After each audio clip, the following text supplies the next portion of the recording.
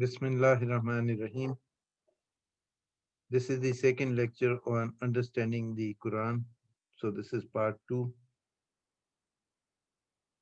We will examine the meaning of Kitab-e-Maknoon. Bismillahirrahmanirrahim. Innahu la Quran zikr. Fi Kitab-e-Maknoon la yamassuhu illa al-mutahhirun tanzilun min rabbil alamin. This is a noble Quran in a book kept hidden, which none toucheth save the purified, a revelation from the Lord of the world. So once we come to Surah Waqia, we come to know that there is a hidden book. It is kept hidden. It is kept in under various hijabat or veils, and only the purified souls can touch it and they can benefit from it. Then we refer to Surah Al-Ahzab, where we come to know who the purified souls are. And we look at this ayat of Surah Al-Ahzab, verse 33, إِنَّمَا يُرِيدُ اللَّهُ لِيُذْهَبَ عَنْكُمْ رِجْسَ أَهْلَ الْبَيْتِ وَيُطَهِّرَكُمْ تَطْهِيرًا. That is, we come to know that the purified are the Ahl Bayt of the Rasul Pak sallallahu alaihi wasallam. So they are the purified souls, and they are the ones who understand what the Quran is and what is Kitab-e-Maknoon, the hidden Quran. And here you see the concept of the Nazl has to be kept in mind. Like we mentioned earlier, कि तनज़ुल जो है जिस तरह बारिश उतरती है ऊपर से नीचे, यानी from a very purified source it comes down to a lesser purified soul, and from there it travels down to the lesser purified people. So the Quran came to the Prophet's heart. From there, it has to travel down to the hearts of the Mu'mineen, those who are purified, and then it trickles down to the people at large, to the Muslimin at large. So the concept of the Nazul has to be kept in mind, from coming from the top to somewhere in the middle, from middle to down below. Yani Ambiya, acha. So this is it, the concept of the Nazul, which has to be kept at the back of the mind. और ये सूरह अज़ाब की मैंने आपके सामने आयत तिलावत कर दी थी. Where the prophets talk to the people according to their level of intellect. और इसमें तीन चार चीजें और देख लेते हैं. The Quran is best understood with reference to the month of Ramzan. क्योंकि कुरान ने शुरू में ही बता दिया कि जी इसको नाजिल किया गया लैलतुल कद्र में और रमजान के महीने में. तो वैसे तो प्रोसेस जो था इसके तंजील का, नाजिल होने का, वो 23 इयर्स के ऊपर स्प्रेड है. तो इधर जो है उसको एक पॉइंट ऑफ रेफरेंस दे दिया गया कि ये जो था कुरान जो था रसूल पाक सल्लल्लाहु अलैहि वसल्लम के कल्ब पर उतरा माह रमजान में. तो इसलिए रमजान को फौकियत हासिल है कुरान के समझने में, कुरान का फहम हासिल करने में. तो it provides us the best atmosphere for coming closer to it. तो हमें जो है ना इसमें वो एक एटमॉस्फेयर ऐसी मिलती है कि हम इसके करीब आ सकते हैं, कुरान फहमी के करीब आ सकते हैं. मगर capacity building has to be carried out initially. यानी हमने अपनी कैपेसिटी बढ़ानी है, क्योंकि हर एक काम के लिए आपको कैपेसिटी बिल्डअप करनी पड़ती है. जैसे अगर आपने फौज में जाना है और फौज की ट्रेनिंग जो है वो आप में वो कैपेसिटी बिल्ड करती है, so that you are able to face the fear when you face the enemy. You are able to overcome the fear when you face the enemy. So capacity building जो है वो बहुत ज़रूरी है. इसी तरह मसलन अगर आपने एक मैराथन रेस में शामिल होना है तो आप रोज़ाना कोई ना कोई दौड़ लगाएंगे 5 मील 10 मील की, ताकि आप में वो कैपेसिटी बिल्डअप हो.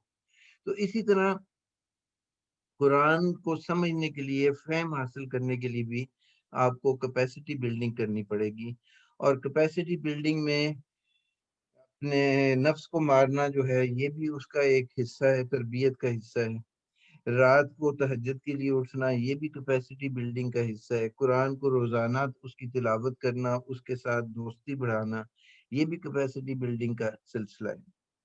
ابھی مزید بیفور آئی سے تھینک یو، دو چار چیزیں اور آپ کے ساتھ بات چیت کر لوں کہ بے شک ہم گروہ انبیاء اس بات پر معمور ہیں کہ ہم لوگوں سے ان کی عقلوں کے مطابق گفتگو کریں، یعنی انبیاء لوگوں کی ذہنی سطح کے مطابق مطالب کو تنزل دیتے ہیں، لوگوں کو چاہیے کہ ہماری سطح پر آ جائیں، یعنی ہمیں اپنی کیپیسٹی بلڈ کرنی ہے، اور وہ جو ہے وہ ہمیں اس طرح کی باتیں اس طرح سمجھاتے ہیں جو ہماری فہم میں آ جائے۔ تو یہ رسول پاک صلی اللہ علیہ وسلم کا فرمان تھا کہ بے شک ہم گروہ انبیاء اس بات پر معمور ہیں کہ ہم لوگوں سے ان کی عقلوں کے مطابق گفتگو کریں۔ اس کے بعد ہم دیکھتے ہیں پس خدا جس کو ہدایت دینا چاہتا ہے اس کے سینے کو اسلام کے لیے کشادہ کر دیتا ہے۔ اور پھر قرآن پاک میں ہم نے دیکھا سورہ علم نشرہ میں، کیا ہم نے تیرے لیے تیرے سینے کو کشادہ نہیں کر دیا؟ اور پھر جو تہجد کا رسول پاک کے اوپر ذمہ داری ڈالی گئی، ہم عنقریب تمہارے اوپر ایک سنگین حکم نازل کرنے والے ہیں، بے شک رات کا اٹھنا نفس کی پامالی کے لیے بہترین ذریعہ اور ذکر کا بہترین وقت ہے۔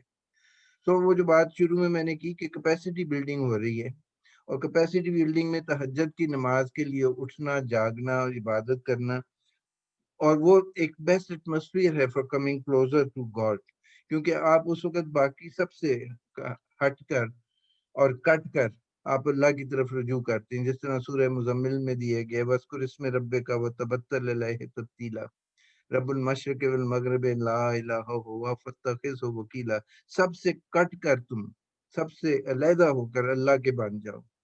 تو مگر اس کے لیے آہستہ آہستہ اپنے میں کیپیسٹی بلڈ کرنی ہے آپ نے۔ ہم جب تک اپنی فہم کو آمادہ نہیں کریں گے، اب کیپیسٹی بلڈنگ میں first of all the requirement is of آمادگی، ریڈینس، کہ آپ آمادہ تو ہوں کہ میرے میں یہ کیپیسٹی جو ہے، یہ استعداد جو ہے وہ پیدا ہوں۔ تو جب تک اپنی فہم کو آمادہ نہیں کریں گے اس وقت تک قرآن تو رہے گا، قرآن کو پڑھیں گے بھی، حافظ بھی بنیں گے اور سب کچھ کریں گے، لیکن قرآن نازل نہیں ہوگا، یہ نزول کیے بغیر ہمارے ارد گرد رہے گا اور مہجور و متروک رہے گا۔ لہٰذا مہجوریت سے نکالنے کے لیے فہم کو آمادہ کرنے کی ضرورت ہے۔ سب سے پہلے تو اپنے آپ کو موٹیویٹ کریں کہ جی یہ کام میں نے کرنا ہے، قرآن سے میں نے دوستی کرنی ہے، قرآن کو میں نے فہم حاصل کرنا ہے۔ تو رات کی جو فرصت ہے، اِنَّ نَاشِئَةَ اللَّيْلِ هِیَ أَشَدُّ وَطْئًا وَأَقْوَمُ قِیلًا، یہ رات کی فرصت آپ کے لیے بہت مناسب ہے، اس فرصت سے اپنے دلوں کو تیار کرو، اپنی فہم کو تیار کرو۔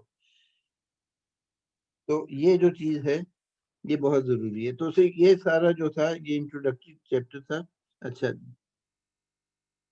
ابھی ایک اور بات کر کے پھر میں ختم کرتا ہوں۔ اپنی فہم کو تیار کرو کیونکہ آپ کے دلوں میں بھی وہ قول ثقیل نازل کرنے والے ہیں۔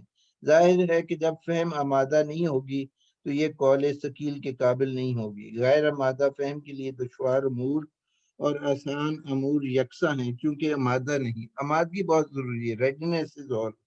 شیکسپیئر نے اپنی پلے ہیملیٹ میں کہا ریڈینس از آل۔ دشواری اور آسانی میں فرق ان لوگوں کے لیے یا ان ذہنوں کے لیے ہے کہ جو سمجھنے کے لیے آمادہ ہوں۔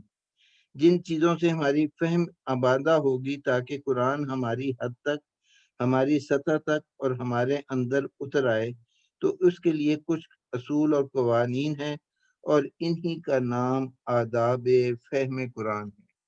یہ آمادگی پیدا کرنی اور پھر اس آمادگی کے ذریعے قرآن سے تعلق بڑھانا، یہ باقی سبجیکٹس ہیں جو اس کتاب میں کور ہوں گے۔